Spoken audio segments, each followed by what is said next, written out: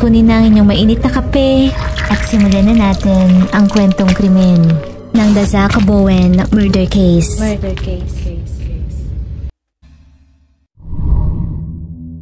Si Addie Hall ay isang artistic and free-spirited woman na hilig ang dancing and poetry.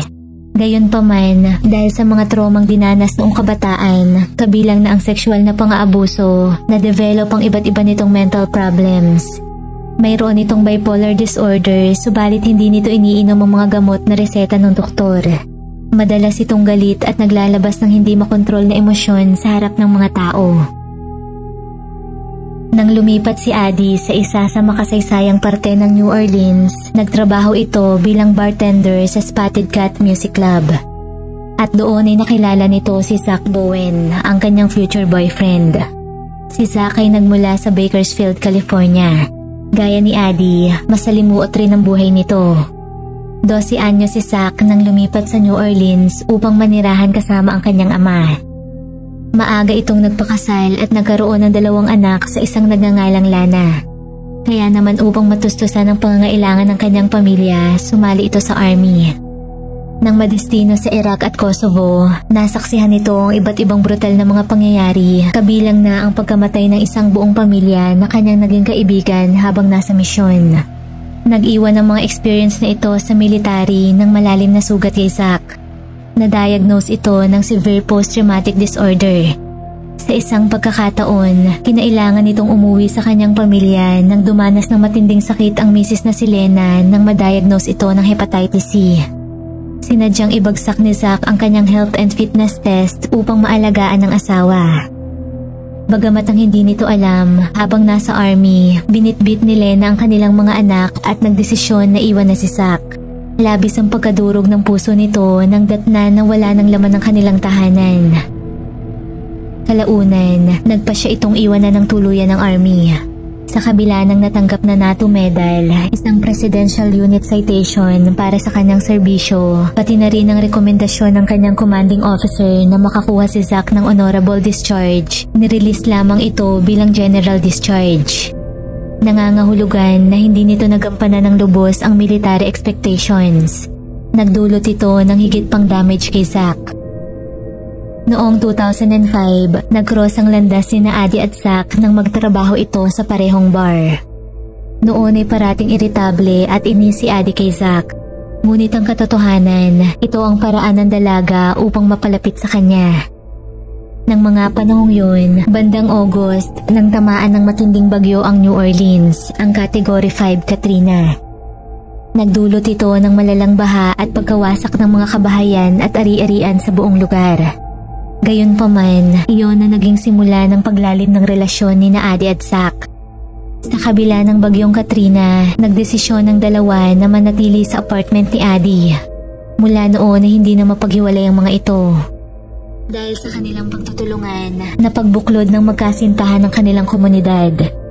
Nag-host ang mga ito ng bonfire kung saan nagkakatipon-tipon ng mga kapitbahay upang kumain ng sama-sama at mag-socialize. Naghahanda ang mga ito ng mixed cocktails para sa mga tao at nagpapakain ng mga stray na hayop. Mula sa kahangahangang dedikasyon sa gitna ng unos, nakatanggap ng mga papuri ang couple na Addie at Zach sa local at national media. Naging simbolo ang dalawa ng katatagan at pag-asa. Ilang beses ang mga itong na-feature sa magazine sa dyaryo at na-interview. Kalaunan, unti-unti nang nakarecover ang kanilang komunidad. Bagamat noon ay hindi pa handa sina Addie at Zach. Habang nagiging normal na ang paligid, nagsimula namang maging unstable ang relasyon ng magkasintahan. Natapos na ang honeymoon phase ng mga ito. Patong-patong na ang kanilang bills at bawat mangyari ay disaster. Lumalabas na mahal pa rin ni Zach ang kanyang misis at sobrang namimiss na ang kanyang mga anak. Naging dahilan nito ng kanilang walang humpay na pagtatalo ni Addie na sinabayan pa ng pag-iinom at paggamit ng bawal na gamot. Noong taong 2006, halos gumuho na ang pagsasama ni Addie at Zach. Hanggang sa isang araw, nagpa siya ang dalawa na lumipat ng apartment sa pag-asang makapagsimulang muli at ayusin ang kanilang lumalabong relasyon.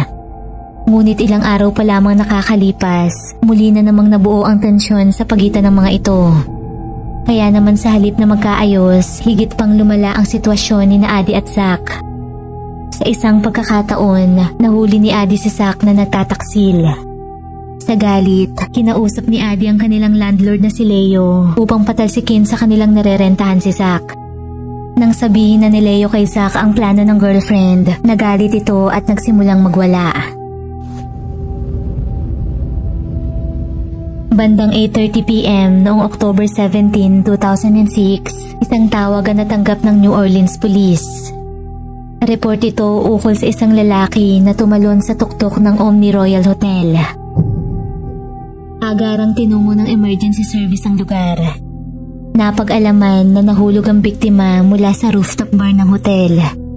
Nang kapain ang bulsa nito, nakuha ng mga pulis ang isang maliit na plastic bag na naglalaman ng military dog tags, susi at isang handwritten note. Mababasa rito ang isang nakakabagabag na mensahe na nagsasabing hindi aksidente ang pagkahulog nito sa building, kundi sinadya nito ang pagpapakamatay upang bayaran ng buhay na kanyang binawi. Sa bandang ibaba ng note, nakasulat ang isang address, ang 826 North Rampart Street. Kinilala ang lalaking biktima na si Zack Bowen, 28 years old. Ngunit simula pa lamang ito ng higit pang nakakagimbal na mga madidiskubre ng otoridad. Agarang tinungo ng mga ito ang address sa note ni Zack, ang apartment nila ni Adi. Napag-alaman na noon ay halos 12 araw nang hindi nakikita ng mga kaibigan at kapitbahay si Adi. Kaya naman malakas ang pangamba ng mga ito nang mabilis na kumalat ang balita. Pagpasok pa lamang sa apartment, bumungad na sa mga opisyal ang isang hindi malilimutang eksena. Noon ay mainit ang panahon, bagamat sobrang lamig sa loob ng unit. Balot ng mga spray-painted na sulat ang pader.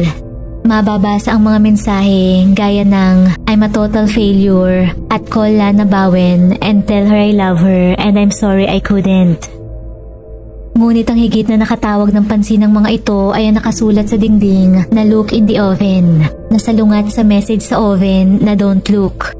Nang buksan ng oven, natagpuan ng mga pulis ang pinagputol-putol na katawan ni Adi. Ang binti at braso na may nakalagay ng mga pampalasa para sa pagluluto. Habang ang mga paa at kamay nito ay nasa isa pang lutuan. Nang buksan naman ng ref, naroon ang nakasupot na torso ni Adi. Mula sa investigasyon, napag-alaman na bandang 1:00 ng madaling araw noong October 5 nang sumiklab ang away sa pagitan ni Zack at Adi na humantong sa kanilang parehong kamatayan. Pinaslang ni Zack ang biktima sa pamamagitan ng pananakal. Matapos patayin, ginalaw nito ang wala ng buhay na katawan ni Adi.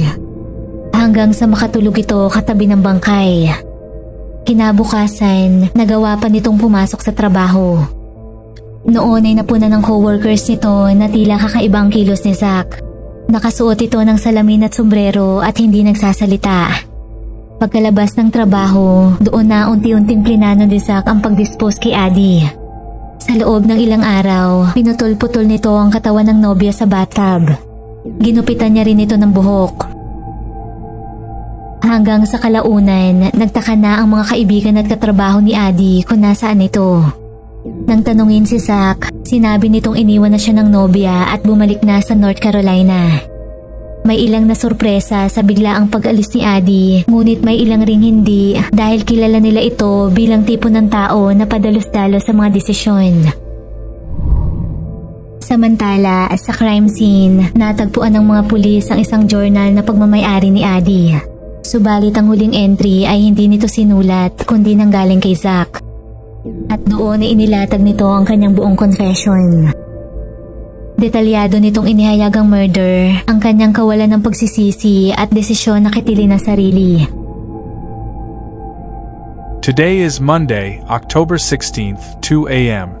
I killed her at 1 a.m. Thursday, 5th of October. I very calmly strangled her. It was very quick. Halfway through the task, I stopped and thought about what I was doing. The decision to halt the first idea and move to Plan B, the crime scene you are now in, came after a while.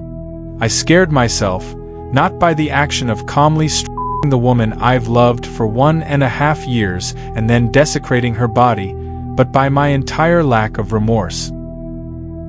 Inamin ni Zack na inilaan nito ang mga huling sandali ng kanyang buhay upang magsaya. Batid nito ang consequences na kanyang kakaharapin, bunga ng kanyang ginawang krimen. Subalit pinili nitong lisanin ng mundo. Gamit ang natitirang pera na nagkakahalaga ng $1,500, inubos ito ni Zack upang mag-enjoy kasama ang mga kaibigan. Kumain ito ng masasarap na pagkain, bumili ng droga at nagbayad ng mga babae. Walang sino man na nag-akala sa masaklap na kinahantungan ng magkasintahan na Adi at Zack. Bagamat walang anumang kasong kinaharap ang sospek dahil patay na ito, nag-iwan ito ng maraming katanungan sa kanilang mga naulila. Sinasabing nagwakas ang buhay ng mga ito, bunga ng trauma, sakit sa pag-iisip at toxic na pagsasama. Samantala, bagamat nagpapahiwatig si Zack ng tangkang pagluto sa katawan ni Adi, walang nakitang anumang senyales ng kanibalismo sa sistema nito. Kasalukuyan, ginawa ng museum ang apartment kung saan nangyari ang krimen.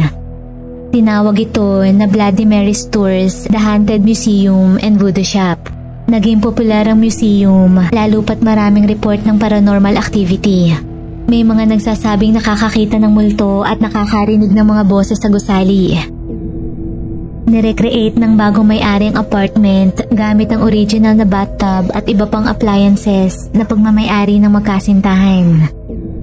Sa kabila ng kontrobersya ng ipreserba ang crime scene, patuloy itong dinadayo ng mga bisita mula sa iba't ibang parte ng mundo na nais mag-usisa.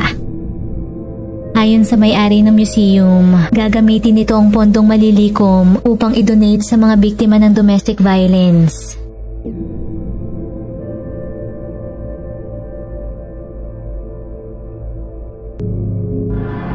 Kung nagustuhan mo ang ating kwentong krimen, huwag kalimutang mag-like, subscribe at comment sa kung ano ang iyong opinyon tungkol rito.